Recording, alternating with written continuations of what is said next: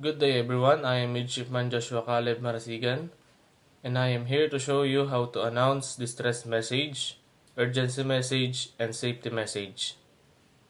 Okay, let's proceed. Mayday, Mayday, Mayday. This is MB Harurut MMSI 321567876, call sign Delta Mike Kilo. Position 62 degrees 11 decimal 8 minutes north. 007 degrees for 4 minutes east. I am sinking, I am sinking, I am sinking.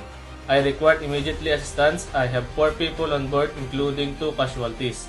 We have launched 2 lifeboats. One lifeboat has 3 persons on board including the casualties. The other lifeboat has 1 person on board. Over. Pan. All station, all station, all station. This is 2112441678, motor vessel Harurut, call sign Delta Mike Kilo. Position 62 degrees 11 decimal 8 minutes north. 007 degrees for 4 minutes east. I have problems with my engine. I require tug assistance. Over.